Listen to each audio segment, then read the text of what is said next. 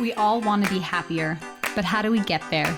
First, we start by realizing happiness is not a destination. Being happy consists of micro action steps every single day. I'm your host, Brittany King, and I'm here to guide you along the way.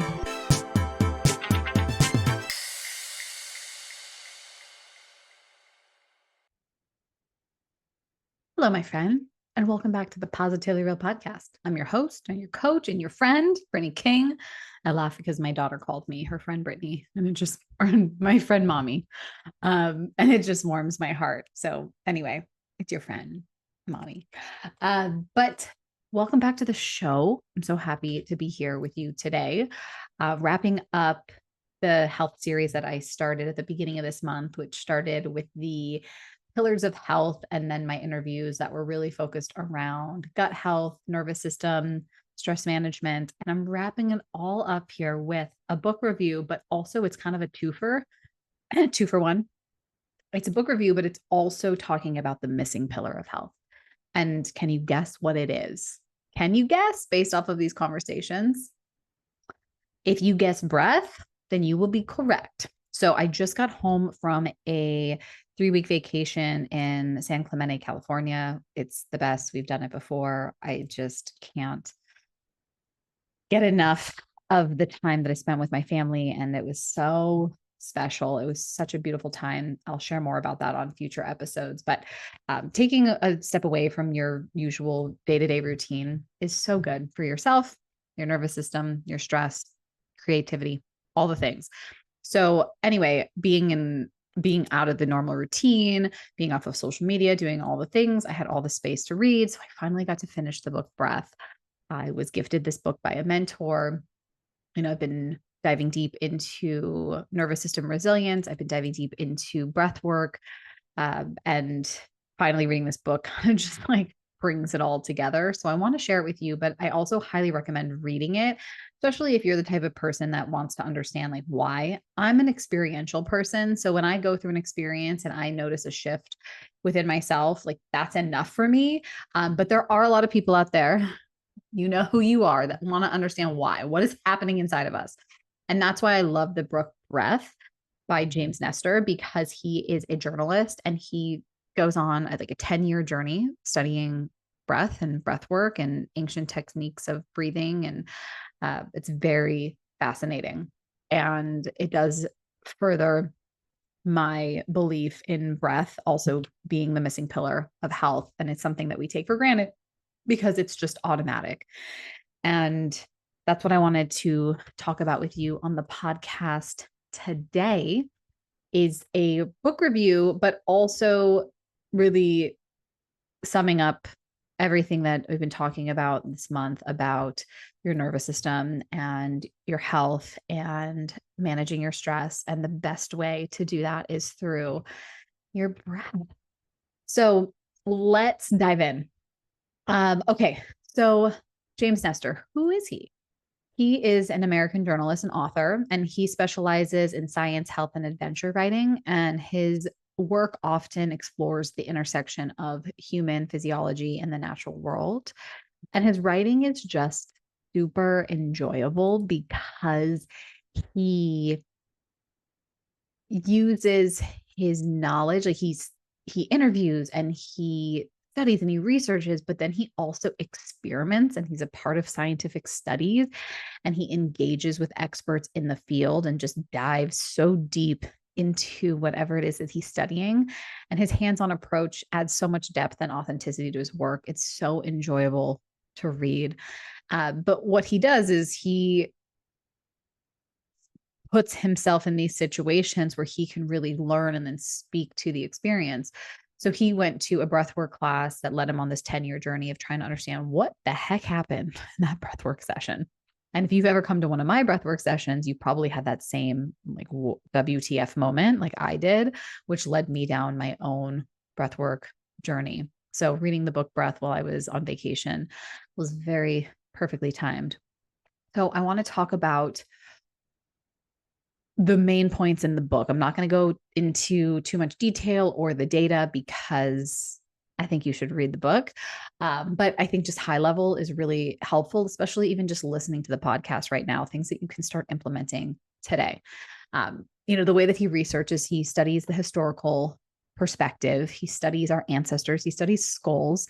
He sees all these skulls that have like these defined jaw lines and perfect teeth. And like, why is that? What they had no access to dentistry, right? And talking about the significance of proper breathing techniques from these ancient cultures. He studies all the evidence that humans breathe differently, more efficiently in the past. And then he really dives into the crisis of modern breathing, how our modern lifestyle with processed foods and our just overall habits, stress, being overstimulated, overconnected. This has led to poor breathing practices, which one of the main points in the book is about chronic mouth breathing. And so the book really argues that these poor habits contribute to a whole host of health issues, including sleep apnea and snoring, asthma, and even crooked teeth. So he dives into the anatomy and physiology of breathing and explains how the respiratory system works and its critical role in maintaining health. And then he also talks about why proper breathing optimizes oxygen and carbon dioxide levels in the body, which then overall enhances physical performance, reduces stress, and improves overall health.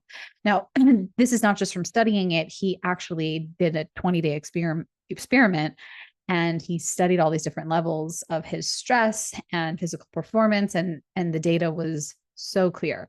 So there's something to it, right? Like it's not just this like, oh, you got to have proper breathing. It's not just a nice to have. It's actually necessary. Like it is the most important thing that I think we can do for our health. And he really hits that point home. So one of the things that he does is he understands, or what he does is he studies historical practices that understood proper breathing techniques. And so what he discovered is ancient cultures knew way more about breathing than we do today. And there's obviously something to that. It's very primitive, it's very primal, it goes back to our roots, and we lose touch with that with our modern society. And so coming back to breath is like coming back home to ourself. So he starts with, the scientific aspect, the historical aspect. He teaches about like what is actually happening in our respiratory system. But the things that I really want to hit home on that you can start implementing today, just by listening to this podcast, is the importance of nose breathing. So he talks about the physiological benefits of nose breathing over mouth breathing, which include filtering air, regulating airflow, promoting nitric oxide production. And what he says is nose breathing is the single most important thing that we can do to live longer, healthier lives. Like just if we focus on that. And he did an experiment where he did 10 days of just mouth breathing, which sounded miserable, and then 10 days of just nose breathing. And the distinction between the two in just that short period of time was pretty mind-blowing. And so something that you can start doing today is just set a reminder on your phone to just check in with how you're breathing. One of the techniques that he teaches in the book is about mouth taping. And I know that's a very trendy thing in the biohacking world and the health and wellness world. And so I experimented with it and I definitely can tell a difference. I feel it took me a little bit to get used to it before I started like ripping it off. I also found tape that worked for me, but I've noticed I get better sleep. My throat isn't as dry. I don't feel as tired when I wake up. Granted, I am pregnant, so there are these different factors. But I've also been working on this for some time, and I have practiced breathing in and out of my nose for a very long time now. So it's hard to have like big noticeable differences for me because I've already been doing it. But when you make a conscious effort to breathe through your nose, the positive changes just start becoming your normal. And that's kind of where I'm at right now. But if that's not where you're at right now, consider this an invitation to start breathing in and out of your nose. The reason why nose breathing is better for you than mouth breathing, the main reason of your nervous system, because when you're breathing in and out of your mouth, you're activating your sympathetic nervous system, which is responsible for the defense, fight or flight, and it adds all those stress hormones. So at nighttime, when you're sleeping, if your mouth is open, you don't actually get into that parasympathetic, which is that nice rest and digest place where your nervous system, your body, your mind, all those important processes and function, where you really get that reset. So nose breathing, like that's the first point in the book. He talks about like shut your mouth, breathe in and out of your nose. And then he talks about breathing less. I think a lot of people think you're supposed to breathe more, but actually breathing less has better health benefits. And so he talks about the role of carbon dioxide and how it affects the body and how it affects our breathing efficiency. And the most important thing of our breath is delivering oxygen to our cells. So it's not about how much oxygen we get, it's about how much carbon dioxide we retain. Now, this is super interesting because if you've come to any of my breathwork classes, we do breath holds. And the reason why we do breath holds is because it increases your tolerance to carbon dioxide. So, breath holds is more than just taking a pause. It's a powerful tool for improving your respiratory efficiency and overall health. So, when you hold your breath, when you breathe less, it helps you increase your tolerance to carbon dioxide. When you hold your breath, your CO2 levels rise, and your body learns how to handle higher levels of carbon dioxide without triggering the stress response. So that's what we're trying to do here is we're trying to put our body in situations in a controlled, intentional, conscious setting where you can manage your stress response. This is important because having a higher CO2 tolerance allows you to breathe more efficiently and stay calm in stressful situations. The other important role is when you hold your breath and you have higher CO2 levels, it encourages the hemoglobin in your blood to release more oxygen to your cells. And this is so important because this improves your overall cellular function and also your energy levels. When you hold your breath and you have more carbon dioxide in your system, it actually helps improve and strengthen breathing muscles like your diaphragm. And this benefits all of us in our physical activities. And then I'd say one of the most important things is it helps reduce stress and increase focus. So, a breath hold can help reduce stress and improve focus by promoting a sense of calm and relaxation. Because when we hold our breath, we become way more aware of our body and our breath, which helps ground us in mindfulness. Now, something that I could do in my classes is I help people expand their window of tolerance for their breath holds. So I don't want people to try to hold their breath to the point of passing out. I want them to hold their breath to the point of where they feel a little bit of like discomfort there, but they can hold it for another second. And then it's to the point where they can slowly exhale. They're not like totally exacerbated exhaling, pushing all of the air out. So this is, I think, another point in the book that I was like, yes, this helped make this concept really concrete, but we can use our breath holds during stressful situations to stay calm and composed. So, for example, if you have a presentation at work, you can practice some breath holds to center yourself. For me, when I'm in a stressful situation or I feel triggered by my toddler, I hold my breath, but not where I'm like not breathing at all. Like it's a very conscious movement of breathing. I do a couple of inhales and exhales, and then I hold my breath at the bottom. And that really helps me center myself. The other way that you can incorporate this is including breath holds in your routine to improve performance and your exercise routine that can help improve performance and endurance. So during your workout, you can try holding your breath in between sets and during rest periods, because again, you're going to be helping get more oxygen flow to your cells and it helps reset your body in between your workout or whatever you're doing, especially if it's some sort of strength training. So it's really one of those things that you're not supposed to breathe more. You're supposed to breathe slow and low. And so that means deep down into your diaphragm and slow. And this helps you retain more carbon dioxide, which then just overall improves your respiratory system and helps with cell function and all the things. So breath holds are a simple and powerful technique that you can use in breath work, you can use in your day-to-day that will overall enhance your CO2 tolerance, improve oxygen delivery, strengthen your respiratory muscles, and reduce stress. This is so important too. It means like take one thing from this and apply it. So maybe you start with focusing on your nose breathing, and then maybe you start incorporating breath holds. Again, when you come to one of my breath work classes, we do work on breath holds. So it's something that you can work on increasing your CO2 tolerance over time. It's not something that you just do once and that's it. You can increase it as you go. The more you do it, obviously, the bigger the window of tolerance becomes.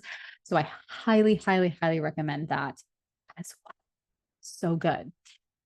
So let's talk about, so those were the two main things in the book that really stood out. The other thing that really stood out to me actually was chewing, how our modern society and the food that we eat, the more processed soft food, has actually weakened our jaw muscles and has made our mouth smaller, which actually make it harder to breathe.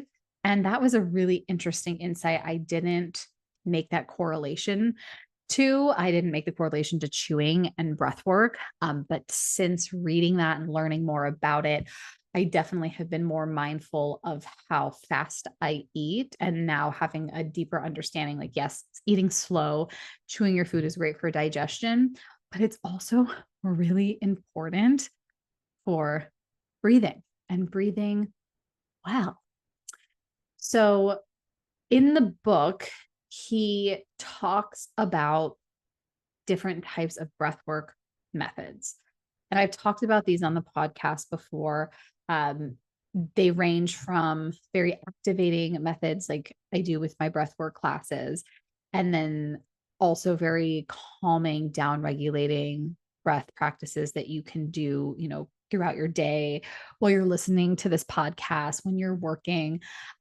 So he touches on that throughout the book. So I'm not going to touch on that right now because it's also things that I've been sharing. But again, the thing that I keep coming back to, especially reading this book, is these techniques have been around forever. Lots of people are teaching breath work. Lots of people are teaching about breath. It all works.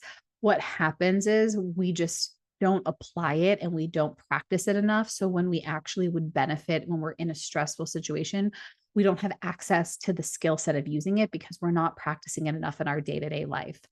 So even right now, as you're listening to this podcast, checking in with your breath, because slow and deep breath are the key to controlling stress and anxiety, because that is what helps you get into that parasympathetic state in your nervous system that lets you know that you're not in danger and there is no threat. I personally love box breathing, where you inhale for 4, hold for 4, exhale for 4, hold for 4. But I also love the down regulating breath, which I teach in my flow classes, where you inhale for 4 and then you exhale for 8. And that down regulating is like an anchor pulling you into your body that's helping you ground and center and maintain calmness, composure when you feel activated or you're in a situation that feels stressful. So obviously the correlation between breathing, physical health, mental health is very potent. It's very strong, but the way that we breathe can be impactful to what we eat, how much we exercise, and even how much we sleep. It all starts with our breath. The more calm and grounded and centered we are, that we access it through our breath, the better decisions that we make for our health and well-being. It also just comes down to when we have a hard time sleeping, being able to use your breath to calm your mind, calm your body so you can get deep, restful sleep. What's so great about this is, yes, you can do breathwork integration coaching. Yes, you can come to one of my breathwork classes or whoever, or you can take a breathwork class online. But once you start practicing these techniques on the regular, you just have access to it whenever you need. The way that I view the breath work classes, like the breakthrough classes, it's maintenance. It's like a big cleaning or a big reset to your nervous system. It helps you come back home to yourself. It makes you feel more grounded, calm, clear. Important to do that every once in a while. But the daily practice of doing these very simple techniques, breathing slow, breathing in and out of your nose, that's what's going to make the biggest difference. Because when you have something that's stressful that happens, being able to not have to think of what helps me in those situations and just automatically know to slow down your breath, to focus on the exhale, that's really what's going to help you choose to be more responsive in your life. And listen, it's a work in progress. It's not, I don't think this is something that we ever truly master, because our breath is an autonomic function in our body, but consciously controlling your breath and being able to have the cognitive awareness that that's going to help ground you and anchor you in moments of stress. That's really the key. So let's talk about ways to implement this in your daily life. And this is how I'm implementing this. I mean, for me, I've been doing breath work now for over 2 years because that's how I was prepping for the birth of my daughter. But then after she was born, breath work was the reason why I had such a powerful birthing experience. So I've been practicing ever since. And even with baby number 2 on the way and due in 4 weeks, I do breath work every day. And in moments of stress, which trust me, there have been many stressful moments, especially with a toddler. Um, some moments are better than others, but I just automatically know what to do with my breath, and it helps ground me. It helps anchor me. Even this morning, I was feeling super activated, super stressed. There was like all these things that were happening. I was getting text messages that were making me feel like I was the victim. It was like so insane, but I knew I was really dysregulated. I didn't have my morning routine where I could center and ground myself. I knew that I had time before my first call. So what did I do? I just put on my timer, 7 minutes. It's all I needed. And I just worked on down regulating my breath. I came back home to myself. I wrote my thoughts out. It gave me more clarity on how I was feeling and where I was at. And it was exactly what I needed. It helps me move on with my day. It wasn't like my whole day went to shit. I was able to catch myself with my breath, anchor me, ground me, and then redirect me into a way that was super productive for the rest of the day. So the way that I tell my clients and people that come to my breathwork classes to incorporate this, start small. Like I said, set a timer on your phone, set a reminder. How's my breathing? And then start implementing 1 to 2 minutes of breath work a day. Just set that reminder. How's my breathing? Do some conscious, slow breathing, and then just start building on it. Then you can start doing the apps. You can start tracking, doing habit tracking.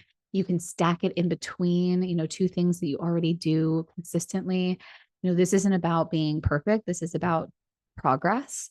And I think when you can focus on just being a little bit better, and especially with incorporating breath work into your day to day, it will help you feel so much healthier, more grounded, more present for your life. Like it is so crazy, just in my own experience, what doors have opened for me since I have been consistently doing breath work, and not just the intense breath work experiences, but just choosing a couple minutes a day to control and consciously use breath to help get me back into my body. And the more that you do that, the more present you can be with your life. So where to start? Okay. Set a timer for tomorrow. Reminder for tomorrow. Set your timer for 2 minutes and just focus on breathing in and out of your nose. Start there. I'm telling you, that is going to make the biggest difference. And then you can start building upon it. So make sure you read the book Breath if you are geeking out on breath like I have been, especially if you like to have more sciencey background of what actually happens when you are consciously choosing to control your breath, what happens in these breathwork classes. So make sure you read the book. 10 out of 10 recommend. Breath is the missing pillar of health. It is so important to come back to how is my breathing, especially when you're feeling stressed or all out of sorts. Always, the answer is always come back to your breath. Okay. So let's take a deep breath together. And then exhale through your nose. So good. All right, my friend. I hope you enjoyed this book review. I hope that you read the book Breath. If you have any questions or you want to have a book discussion, you know I'm here for it. I have a couple more weeks till baby comes, so I'll keep you updated on where we're at with baby number 2 album dropping so soon. I hope that you have a beautiful, beautiful day. Um, I want to let you know that I will not be taking clients the rest of the year, but if you're interested in working together, please get on my interest list so I can let you know when I start taking on clients again towards the end of 2024. So if you want to get into this work, or maybe right now is not the time, but you think by the end of the year you want to work together, that's perfect because I'm not taking any clients until then. So make sure you get on the interest list. All right, my friend, until next time, remember to love yourself, own your happiness, and let your light shine because you're so worthy of it. Until next time.